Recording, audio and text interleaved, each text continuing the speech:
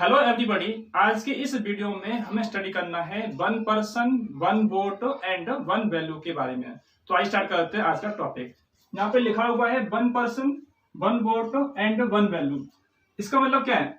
एक आदमी के पास में एक वोट होना चाहिए एंड उनके वोट की वैल्यू भी सेम होनी चाहिए। One person one vote and one value को हम one head and one vote भी कह सकते हैं।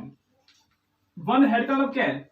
इसका मतलब क्या है? एक आदमी एक वोट एंड उनके वोट की वैल्यू भी एक होनी चाहिए। आज वर्ल्ड के लगभग हर देश में डेमोक्रेसी है एंड डेमोक्रेसी अपने सिटीजन को राइट टू वोट देती है। डेमोक्रेसी एक प्रिंसिपल फॉलो करती है, इसका नाम क्या है? Universal adult franchise.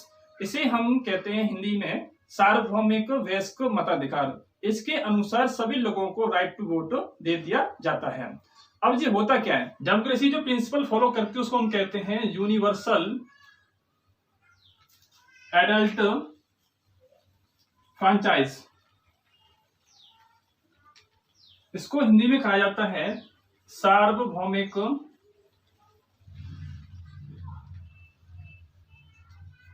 वयस्क मताधिकार। वयस्क का मतलब होता है जिसकी एज 18 या 18 से ज्यादा हो एंड मत माने होता है वोट, वोट का अधिकार। इसका मीनिंग क्या हुआ?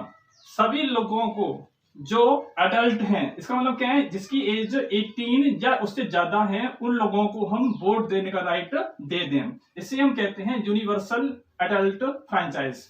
इंडिया के अंदर भी जिसकी एज 18 या उससे ज्यादा की एज है, हमने उन सबको राइट टू वोट दे रखा है। भले ही वो पर्सन रिच हो या पुअर हो, एजुकेटेड हो या अनएजुकेटेड हो, मेल हो या फीमेल हो, हमें इससे कुछ भी मतलब नहीं है। हमने क्या देखा कि उसकी एज 18 है या नहीं। अगर उसकी एज 18 है तो हमने उसको राइट टू वोट दे दिया। इसे हम कहते हैं यूनिवर्सल एडल्ट फ्रेंचाइज।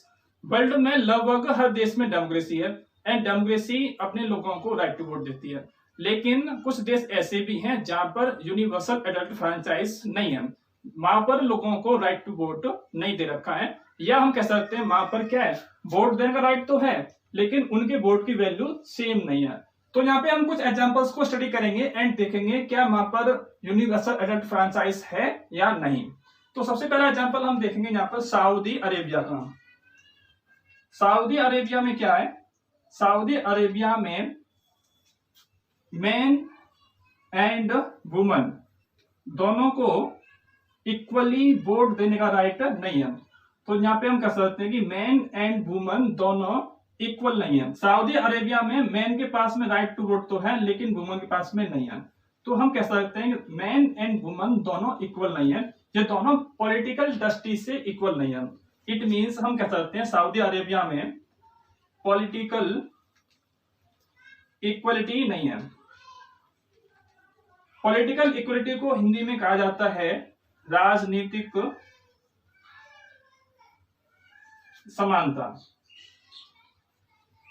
लोग राजनीतिक दृष्टि से कब इक्वल होंगे? जब लोगों को इक्वल वोट देने का राइट दे दिया जाए। इट मीन्स अगर सभी लोगों के पास में राइट टू वोट है तो सब लोग राजनीतिक दृष्टि से इक्वल हैं। हमारे देश में सभी लोग पॉलिटिकल दृष्टि से इक्वल हैं क्योंकि हमने सभी लोगों को राइट टू वोट दे रखा है, चाहे मैन हो या वुमन हो, चाहे पढ़ा लिखा हो चाहे अनपढ़ हो, हमने सभी को राइट टू वोट दे रखा है। लेकिन यहाँ पे क्या हो रहा है? यहाँ पे मैन के पास में राइट टू वोट तो है लेकिन वुमन के पास में नहीं है, यानी कि वुमन मैन के इक्वल नहीं है। सेकेंड एग्जाम्पल देखते हैं हम। सेकेंड एग्जाम्पल है आपका एस्टोनिया का। एस्टोनिया में क्या हुआ? एस्टोनिया में क्या पॉलिटिकल इक्वलिटी है या नहीं? क्या सब लोगों के पास में राइट टू वोट है या नहीं? आइए देखते हैं। एस्टोनिया में यहाँ पे क्या होता है कि दो तरह के लोग हैं, एक तो मेजोरिटी एंड दूसरा कौन सा है? माइनॉरिटी। माइनॉरिटी का मतलब होता है जिसकी संख्या कम हो, मेजोरिटी का मतलब होता है जिसकी संख्या ज्यादा हो। तो एस्टोनिया के जो पीपल्स हैं, सिटीजन्स हैं, उनकी संख्या ज्यादा है लेकिन यहाँ पर किसकी संख्या कम है? यहाँ पे रशियन लोगों की संख्या कम है।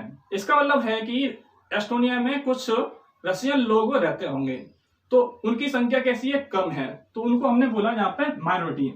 तो यहाँ पे क्या होता है कि एस्टोनिया में इस तरह का सिस्टम है कि जो लोग माइनॉरिटी के अंदर हैं, कौन से लोग, रशियन लोग, उनको बड़ी मुश्किल से राइट टू वोट दिया जाता है। तो हम कह सकते हैं एस्टोनिया में पॉलिटिकल इक्वलिटी नहीं है। क्यों नहीं है, क्योंकि जो लोग मेजोरिटी के अंदर हैं उनको राइट टू वोट तो है, लेकिन वो लोग माइनॉरिटी को बड़ी मुश्किल से राइट टू वोट देते हैं या देते ही नहीं है। तो आप कह सकते हैं कि यहाँ पे पॉलिटिकल इक्वलिटी नहीं है। अगर हम बात करें अपने देश की, तो हमारे देश में पॉलिटिकल इक्वलिटी है। हमारे देश में जो लोग मेजोरिटी के अंदर हैं, फॉर एग्जांपल हिंदू, एंड जो लोग माइनॉरिटी के अंदर हैं, फॉर एग्जांपल मुस्लिम, हमने सब लोगों को इक्वली राइट टू वोट दे रखा है। हमारे देश में जिसकी संख्या ज्यादा है एंड जिसकी संख्या कम है, सबके पास में राइट टू वोट है। इट मींस हमारे देश में पॉलिटिकल इक्वलिटी है। लेकिन पॉलिटिकल इक्वलिटी आपको एस्टोनिया में देखने को नहीं मिल रही, क्योंकि यहाँ पर जिसकी संख्या ज्यादा है उसके पास में राइट टू वोट है, लेकिन जिसकी संख्या कम है उसको बड़ी मुश्किल से वो लोग राइट टू वोट देते हैं। तो यहाँ पर पॉलिटिकल इक्वलिटी नहीं है। थर्ड एग्जाम्पल देखते हैं। यहाँ पर थर्ड एग्जाम्पल है फिजी देश का।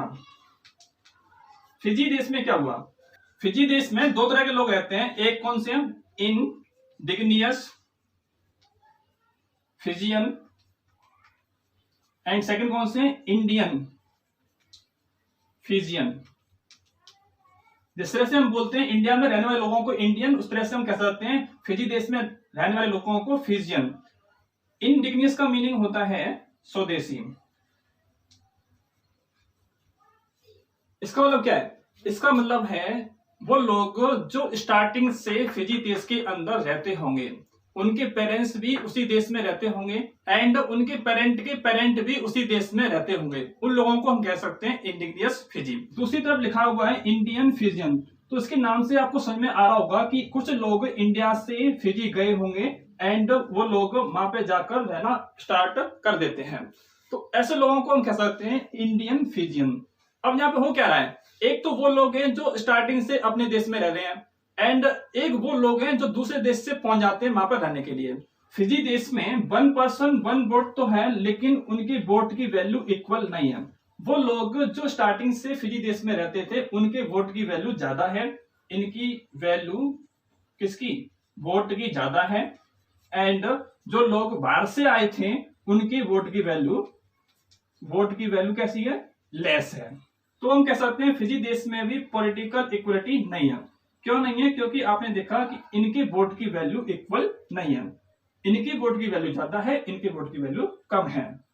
इन 3 देश के एग्जांपल से आपको एक बात तो समझ में आ रही होगी कि डेमोक्रेसी के अंदर पॉलिटिकल इक्वलिटी का होना बहुत जरूरी होता है। इन एग्जांपल को स्टडी करने के बाद में हम कंक्लूजन के तौर पर कह सकते हैं डेमोक्रेसी के अंदर पॉलिटिकल इक्वलिटी होनी चाहिए। तो हम यहाँ लिख सकते हैं डेमोक्रेसी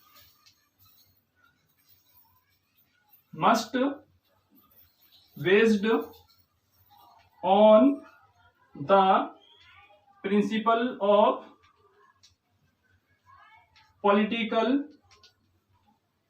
equality। आई होप आपको पॉलिटिकल इक्वलिटी का मतलब समझ में आ गया होगा। इसका मतलब क्या है, राजनीतिक समानता।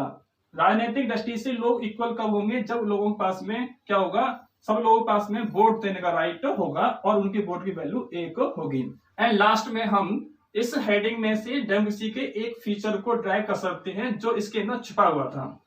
तो फीचर कौन सा होगा, फीचर ऑफ डेमोक्रेसी जो इसके अंदर छुपा हुआ था। तो फीचर क्या होगा, in democracy all adult citizen must have 1 vote and each vote must have 1 value। तो हम कह सकते हैं डेमोक्रेसी के अंदर क्या होना चाहिए, सभी एडल्ट जिसकी एज 18 या 18 से ज्यादा हो उसे हम कहते हैं एडल्ट। सभी एडल्ट सिटीजन के पास में 1 वोट होना चाहिए एंड उनके वोट की वैल्यू भी 1 होनी चाहिए। तो इसे हम कह सकते हैं पॉलिटिकल इक्वलिटी। आई होप आपको आज का टॉपिक समझ में आ गया होगा। तो आज के इस वीडियो में सिर्फ इतना ही। Thank you.